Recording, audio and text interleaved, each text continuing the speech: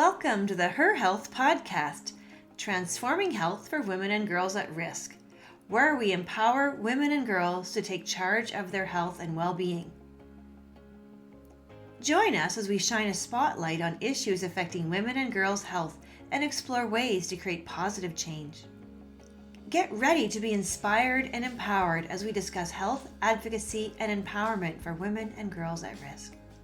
Please be advised that this podcast may cover sensitive topics such as gendered violence. We understand that these discussions can be difficult to listen to. If you feel uncomfortable or need support, we encourage you to prioritize your well-being. Consider exploring our other podcasts if these topics are triggering for you. Resources can be found in the description. Hi, and welcome back to the HerHealth podcast. I'm your host, Alexandria Lazochek, and today we're looking at a webinar from the AVA webinar series featuring Dr. Malcolm King. So this webinar explores the often overlooked theme of diversity and its connection to violence and injustice. Focusing on Indigenous women and gender diverse people, it highlights how social, economic, and health inequities intersect with adversity. Strength-based, resilience-based, and distinction-based approaches are used to illustrate the complexity of these relationships. Dr. Malcolm King, a First Nation, white-passing cisgender male, reflects on his positions of privilege and approaches the topic with humility. Let's dive in.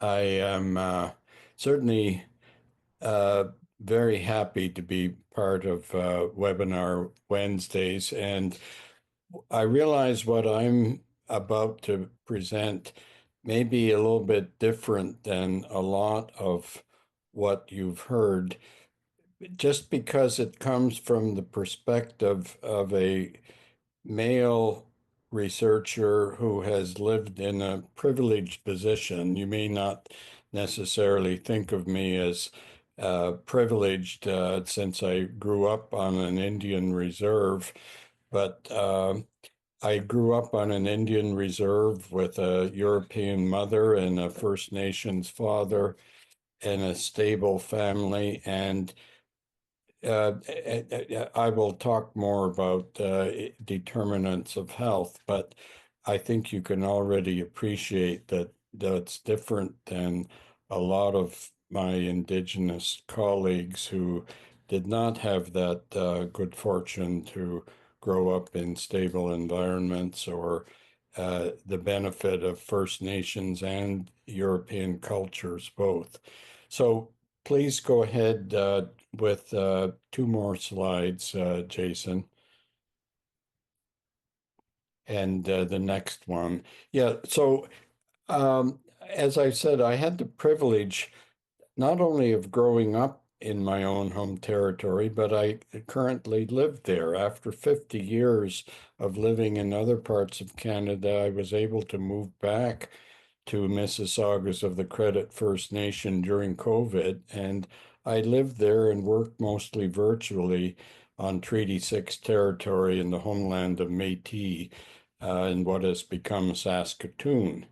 And if you look down to the bottom, I'm a First Nation, white-passing, cisgender male raised in a thriving First Nation community. And I approach this topic with as much humility as possible, recognizing that this is a position of privilege in the Indigenous world. So please bear with me. Next slide, please. I will go over this one briefly. I think you need to put it back on, Jason. I'm sorry. Yeah. So I show this slide, and I want to focus on three aspects of it. The couple in the middle are my late parents, Lloyd and Margaret King. Lloyd was a First Nation person, lived on our reserve all his life. He became a teacher, he struggled, but he was resilient himself.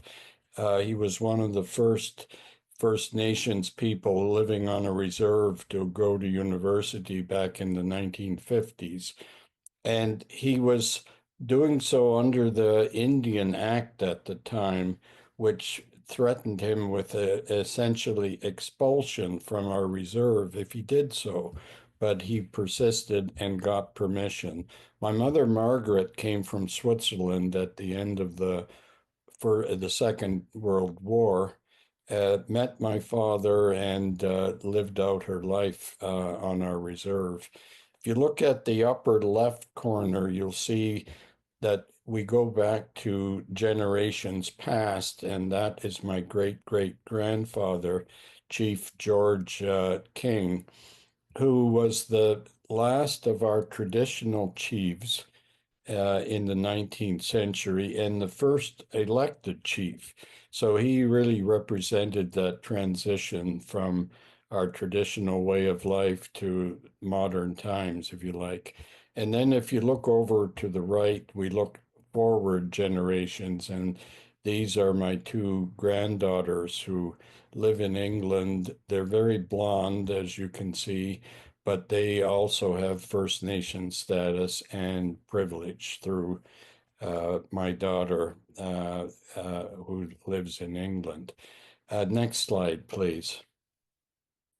So this is just a brief overview for those who may not appreciate that the red pies of these charts show the percentage of self-identified Indigenous people in Canada, and the blue are non-Indigenous, and this is from the 2021 census. And you can see we're 5% overall, but we're not evenly distributed. And in the Northern Territories, we're approximately half of the overall population, even much higher in Nunavut. On the prairies, certainly Saskatchewan and Manitoba, we're 17 or 18%, but down in the very populated eastern part of Canada, Ontario and Quebec, we're 2 or 3% of the population, but the absolute numbers actually are highest in Ontario. And of course, that includes First Nations, Métis, and Inuit by self-declaration. Next slide, please. This other graph shows an important thing. The gray line, which is basically flat up to middle age, up to age 65 or so, is the non-Indigenous majority population profile by 5 years. And you can see that it's fairly flat. There's a little bit of a bump still with what was called the baby boom, and then it falls off for both men and women as you get into higher ages. All of the other three lines are for Indigenous people, Métis, First Nations, and Inuit. And you can see that they're much more sloped, which is due to two things. It's due to higher birth rates, but also higher mortality, earlier loss of life or lower life expectancy. And by the late Middle Ages and into elderly, there are many fewer Indigenous elderly people than non-Indigenous. Next slide. So I could talk for an hour about the treaties and their effect, but the main point I want to get out of this is that Canada was never conquered by any foreign power, European or otherwise. It was negotiated through a series of treaties. The original one started on the East Coast, as you can imagine, but there were early treaties also on the West Coast. And then in the middle of Canada, and certainly where I lived in Saskatchewan, Alberta, there are the so-called numbered treaties, which occurred only after Confederation. And a lot of Canada is still not even governed by any treaty, and that includes our national capital in Ottawa and much of the province of British Columbia, where the government post-Confederacy didn't see the need for treaties. But there is one important treaty that I want to point out, one of the first ones. Next slide, please, Jason. This is the treaty known as the Two-Row Wampum Belt in English, and in Mohawk or Cayuga language, Geswenta. And it's the treaty between the Six Nations, the Five Nations at the time, and the Dutch, who occupied what became New York State. It was known as New Amsterdam at the time. And it was a treaty that was important and is an exemplary of a good treaty because it's a treaty of non-interference, of mutual respect. And as it says there, it's made of white and purple trade beads. These were very valuable at the time. The purple row represents the sailboat of the Europeans, and the other purple row represents the canoe of the Native Americans. And the three rows of white beads have a significance of peace, friendship, and forever. And the importance of it is that it was a treaty where each side recognized the other's way of life as valid and valuable, and that they agreed not to interfere. Now, ultimately, this, of course, didn't hold, and those modern treaties and the numbered treaties post-Confederation were not treaties between equals. And I won't dwell on those, but we can go on to the next slide.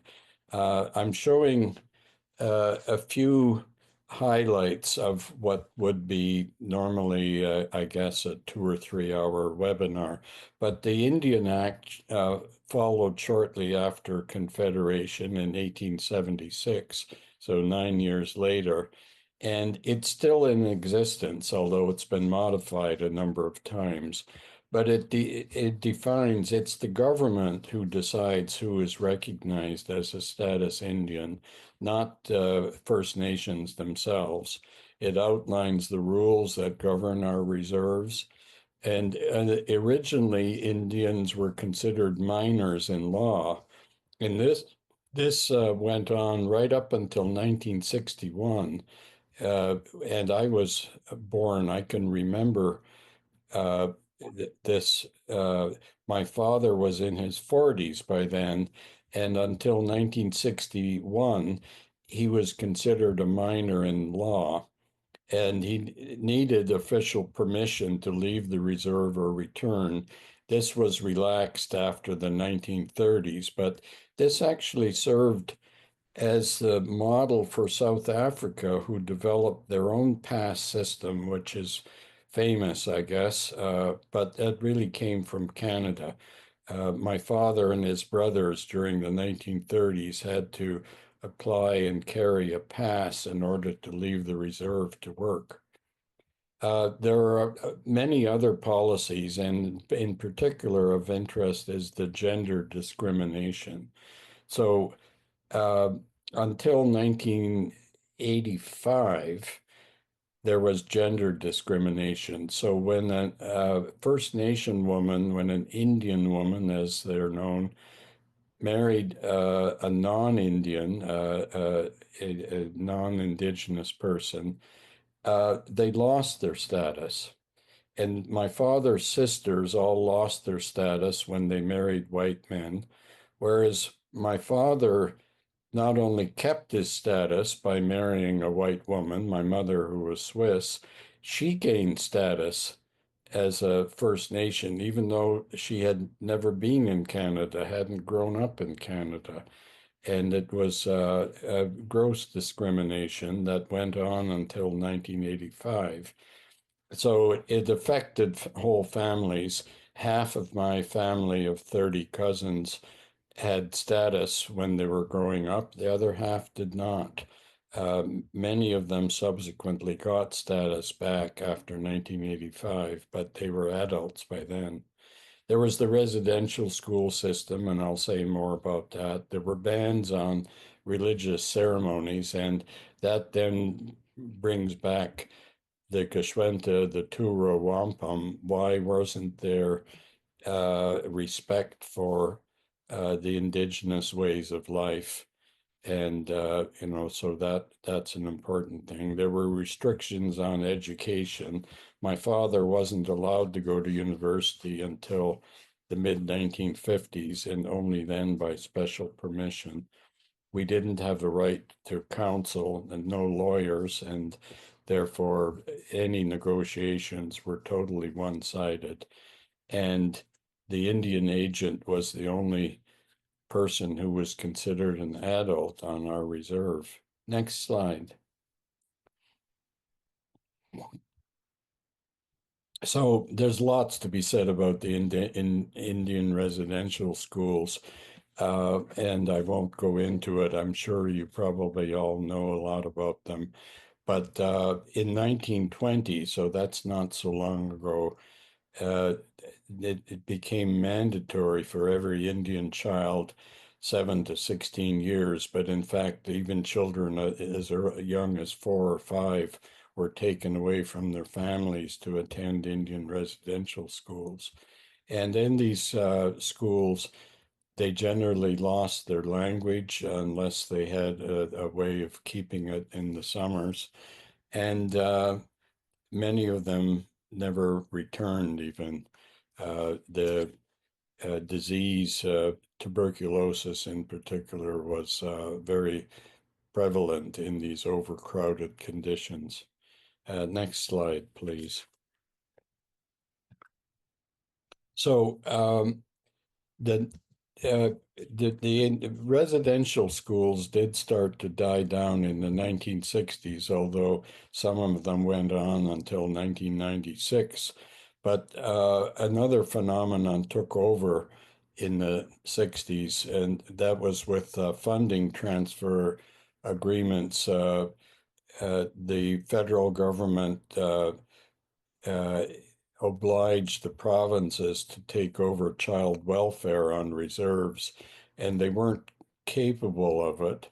They didn't have the mechanisms. And so what ended up happening is that First Nations children, but also Inuit and Métis, were taken away from their home communities and raised from their cultures, their language, and extended families. The system replaced what had worked for generations, which was informal adoptions. And I'll just mention my oldest cousin, who was born to my father's unwed sister when she was 16, was simply adopted as the youngest child of my grandparents and raised with the other children. That was not possible after the mid 1950s or 1960. Children like that were taken away and raised in an unfamiliar environment. And so there were at least 20,000 children who were known. Many of them have passed, but many are still around as a 60 scoop. Next slide. And unfortunately, Indigenous children in foster care continue to be greatly overrepresented.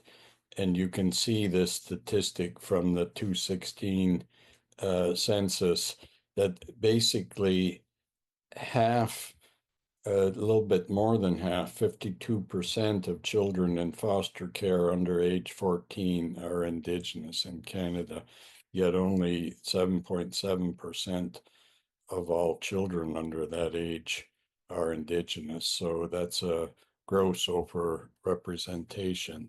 So it continues. And there have been some improvements, and recently some First Nations, such as Cowessess in southern Saskatchewan, have taken over their own uh, foster care system, and that's a great advance.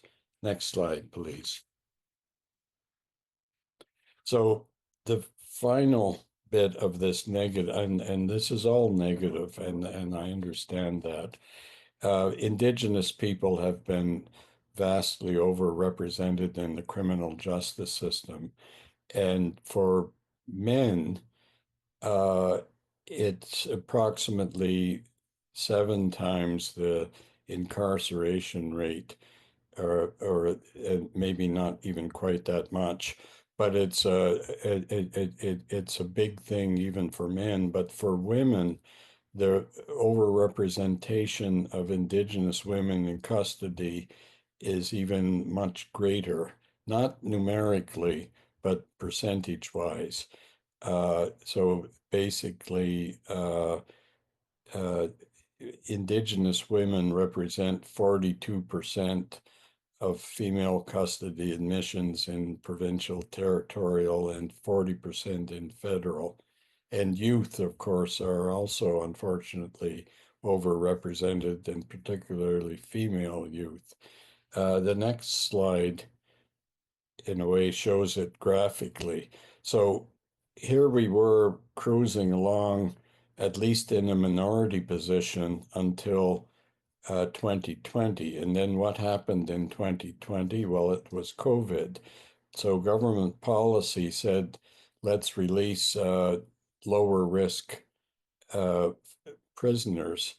And you can see that most of the ones who were released, this last drop over the course of the 2 years of COVID, 2020 to 2022, were in the non-Indigenous population. And so we have the unfortunate distinction that since 2022, fully half of female inmates in federal prisons are Indigenous. Next slide. So 2015 marked the end of the Truth and Reconciliation Commission work. It started 6 years before. You see Justice Murray Sinclair, Willie Littlechild, and I'm just blanking on her name, but from the Northwest Territories, all much shorter than Prime Minister Trudeau, but they're presenting the final report in December 2015. And the Prime Minister at the time accepted the report and said that everything would be implemented, which of course, unfortunately, hasn't happened, although, again, there's been a number of things that have come on. Next slide, please. There were 94 calls to action and health calls. I'm not going to deal with them, but I do tell medical students and MPH students about these. Two of them are very important and relevant to everyone. Number 18 basically says that the health inequities faced by Indigenous people are largely due to not just residential schools, but the whole gamut of federal and provincial policies in Canada. And number 19 is a call to action in the sense that it says that we collectively, and that includes us as academics, as community activists, as First Nations, Inuit, and Métis people, need to do something about it. And we need data in order to monitor what we do.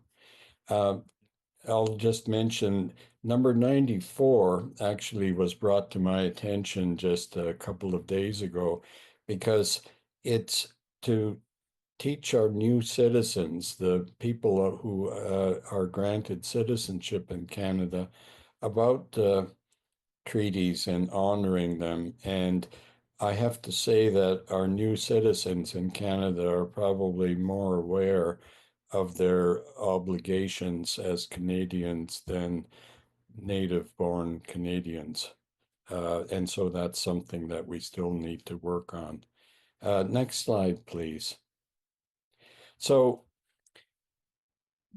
Indigenous people have different worldviews than non-Indigenous people.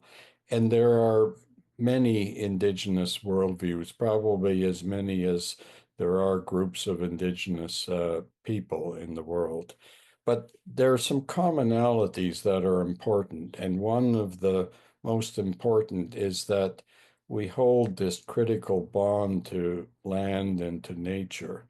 So, and you can see that not only the commonality, but clearly the diversity that that bond will be, because somebody whose natural territory is in the far north, the land of snow and ice, a lot of the year, will have a very different worldview than those who come from the southern areas where the climate is much warmer. And yet, our territories, as the second bullet point says, our territory and natural environment are reflected in our knowledge systems and social arrangements. We're part of and interconnected with our landscape. So, and these are reflected in the United Nations definition of who's Indigenous when you really get down to it. You have to have that bond to lands and waters and the air, even uh, somewhere on the globe, and be connected with that landscape. There's other important things, experiential knowledge, holistic, ecological. Kinship is important, and that's why I think we all look forward and backward. We look to our ancestors for guidance, and we look forward to the people who will follow us. And we often talk about 7 generations back and 7 generations forward. And time is cyclical and synchronical. Next slide, please. There are two important concepts that we as health researchers embody, and they look a bit similar, but they're operationally quite different. One came from an Indigenous scholar in Saskatchewan who is not only a philosopher and a retired professor, but also a lodge keeper in his own community, Willie Ermine of Sturgeon Lake First Nation. And he described in his thesis from 2 decades ago the ethical space of engagement, where a group with a Western worldview and a group with an Indigenous worldview meet and need to explore this ethical space that would otherwise separate them in order to be able to move forward. And Willie Ermine talks about this as being a sacred territory. The next slide, though, shows more of an operational thing, and we take advantage of it in a lot of our research, and I think it's well accepted, but it's that perspective of two-eyed seeing, of bringing the strengths of Indigenous ways of knowing together with the strengths of Western ways of knowing, and to use the two eyes together in a synergistic way. And this came from Mi'kmaq elder Albert Marshall, but there's other expressions that are similar. Thanks. Let's go on now. And I want to get back to trauma. And trauma is an important thing, and it's certainly something that we need to uh, be very aware of, and I think we all are in AVA and other organizations that deal with trauma of not just Indigenous women and girls, but a lot of people. So Maria Braveheart is an American Indian um professor at Columbia. She's Lakota, who talks about historical trauma as a cumulative emotional and psychological wounding over the lifespan and across generations. And the historical trauma, I mean, in her context, it's the American boarding school. In Canadian context, it's all of those things I talked about, not just the residential schools, but the 60s scoop, the foster care system that goes on even today, the criminal justice system that disproportionately affects Indigenous people, and the historical and ongoing gender uh, issues that still affect Indigenous women and girls. So it's multiple, repeated, and chronic. And so in some ways, it goes even beyond some of the more well explored uh, traumas, such as uh, in Holocaust trauma. I mean, of course, those are terrible things, but they didn't last for generations. And I guess the view is that the multi-generational aspects of trauma, which do affect Indigenous people, are very important. And they generally lead to negative coping behaviors. And the ways around them then have to be through understandings of strength and resilience. So if you go on, Jason, I guess I'm now going to get to what I hope is going to be the most important. Please, the next slide, Jason. Yeah. So I've this slide and the next one are just some quotes about Indigenous understandings of strength. And this one comes from an Indigenous, an elder grandmother, as she's called, from Saddle Lake Cree Nation in Alberta. And by the way, almost any Indigenous person who's called an elder would likely not call themselves an elder. You're not, you're almost never an elder if you designate yourself as an elder. It's the community that needs to consider you an elder. So I don't know Doreen Spence, but I think that would probably apply to almost any Indigenous elder that we might encounter. So she talks about strengths as a way of being through relationships. I am happy to share these slides with everyone, so you don't have to furiously take notes, but you're welcome to do screenshots.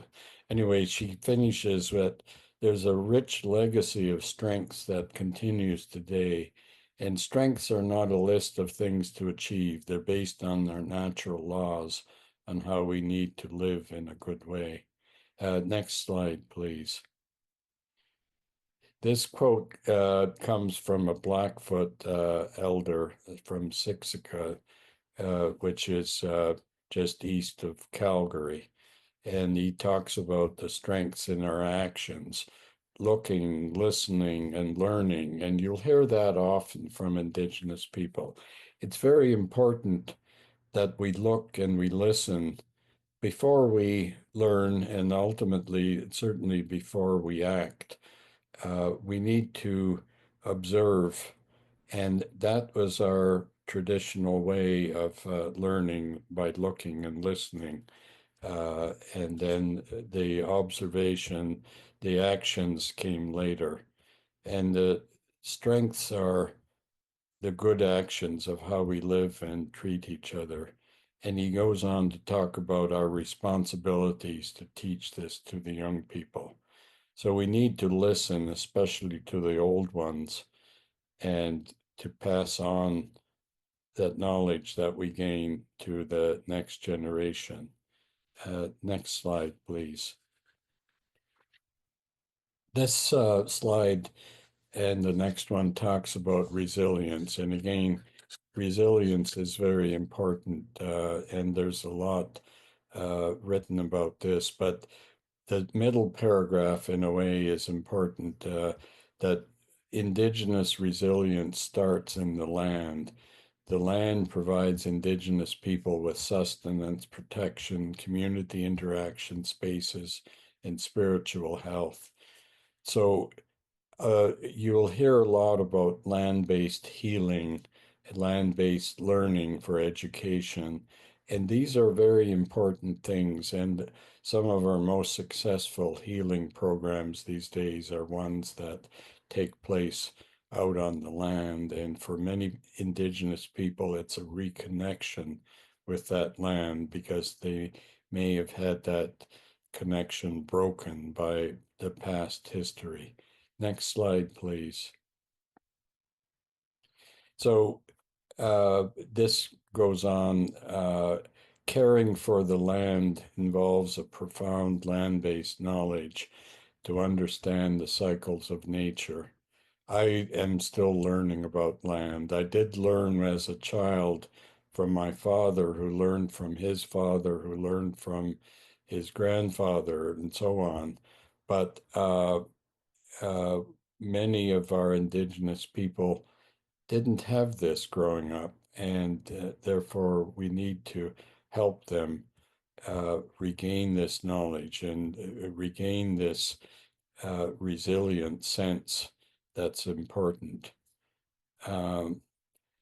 Okay, let's go on to the next slide. So what I'm trying to get at is that there's a holism to this. There's a positive aspects as well as negative aspects. We as researchers have tended to focus on the negative, and in some ways rightly so, because there's so much of that. You could say it's even the majority. And in this diagram, I mean, I do have a more active version where the petals of the flower come apart. But if you start in the upper right part, underlying everything is racism and colonialism, and probably the term to use is coloniality. And you could look that up on Google, but this is the colonialism that still exists, that ongoing colonialism, if you like, that's at the heart of the problem. But out of that, then are more specific aspects. And in Canada, that included residential schools, the 60s scoop, the foster care, and even the criminal justice system that continues today. And then because of a lot of these things, so many of our people have poor socioeconomic status, SES, poor housing, food insecurity. These are the proximal determinants of health. But if you just look at those and don't understand the underlying things underneath them and the underlying determinants below that, you don't really understand the context. But ultimately, these proximal determinants of health result in those disconnections and disruptions that actually lead to ill health and poor health behaviors. And ultimately, it leads to despair and diseases. But on the other hand, you have strengths. And those lead to health, healing, and wellness. And I've written those in either white or black. And uh, underlying all of it is this sense of indigeneity, a sense of identity. There's a famous Maori, a native New Zealander named Mason Dury, who wrote about positive identity having a positive effect on Maori youth health. And his work, although it specifically related to Maori in New Zealand, has great applicability to the Indigenous world in general.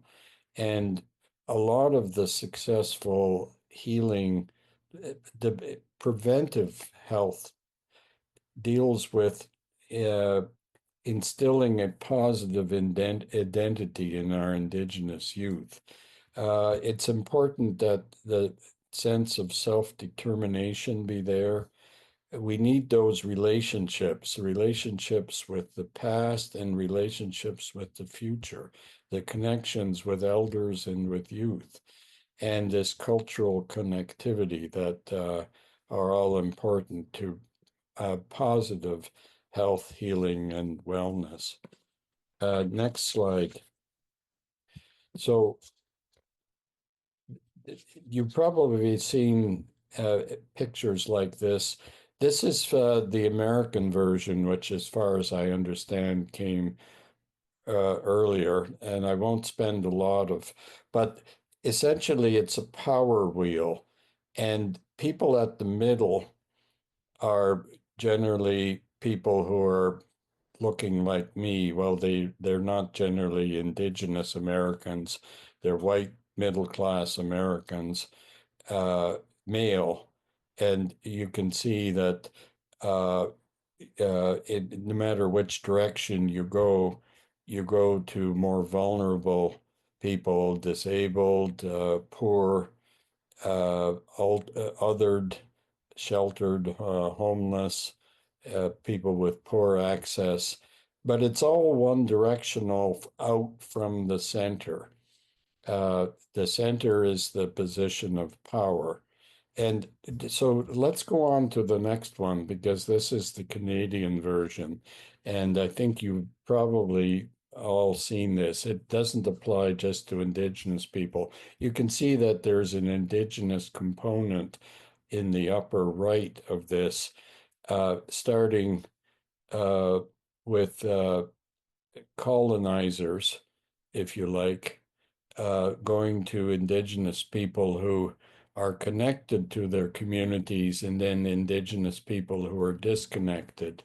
And that's a logical progression, but I would even posit that I'm much closer to the center of this. Maybe it's because of my Swiss mother growing up with two cultures, but I think that even more than being a colonizer, it's the other socioeconomic determinants that I grew up with. The fact that I grew up in a stable family. My father was university educated. He struggled to get there, but for my brother and myself, it was nothing because our father had done it. And so as teenagers, we saw him graduate, and then we very soon after went to university ourselves, and we were just like our white counterparts, if you like. I'm not really very fluent in French, but I manage, and I certainly own property. I have a house on an Indian reserve, and benefit from that. So you can see that there's a lot of this that probably needs to be contextualized. And so I'm going to finish with the next two slides. And part of, so this, if you actually click one more time, Jason, we'll go on to, so this is from a study from our graduate student. Well, she was a master's student in public health at the time. Now she's a PhD student working under Dr. Alexandra King. A. King is the second author of this. And it was a story specifically about hepatitis C, which is what Alexandra specializes in, and how Indigenous people are invisibilized in this wheel, talking about people with risk. So the largest risk factors, pardon the acronyms, it's people who inject drugs, PWID. So that's the largest risk factor for hepatitis C transmission.